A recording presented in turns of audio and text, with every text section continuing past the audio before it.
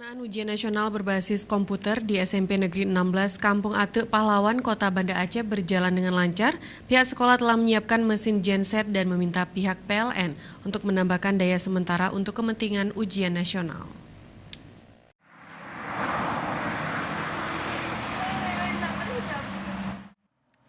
SMP Negeri 16 Kota Banda Aceh sama seperti SMP lainnya yang dalam sepekan ini menyelenggarakan ujian nasional berbasis komputer atau UNBK dengan jumlah siswa yang mengikuti ujian sebanyak 94 peserta dan mengantisipasi akan kemungkinan terjadinya biarpet atau mati listrik. Kepala Sekolah SMP Negeri 16 sendiri meminta ke pihak PLN untuk menambah daya sehingga tidak membal atau mini circuit breaker ketika puluhan unit komputer dinyalakan serentak dalam sehari plus sarana pendukung ujian lainnya.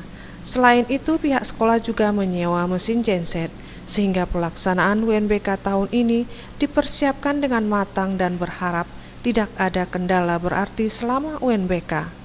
Ditambahkannya di SMP Negeri 16 ada 2 ruang untuk UNBK dengan masing-masing ruang memiliki 18 unit komputer. Alhamdulillah SMP 16 berjalan dengan lancar. Semoga sampai sesi ketiga, Bu. Yang pertama lancar. Ya, semoga ke depannya tiap sekolah diharapkan komputernya ditambah dan yang sudah kadaluarsa itu kita revisi gitu. Terus listrik juga kita mohon kepada PLN agar pada saat UNBK itu tidak ada pemadaman. Sementara itu, Ketua Panitia Ujian Nasional Dinas Pendidikan Provinsi Aceh Zulkifli menyebutkan ada 1.521 sekolah yang menyelenggarakan UNBK di Aceh. Meski masih ada sekolah yang belum menyelenggarakan UNBK di sekolahnya, namun tidak menjadi kendala tingkat SMP sederajat yang sudah 100% mengikuti ujian berbasis komputer di Aceh pada tahun 2019 ini.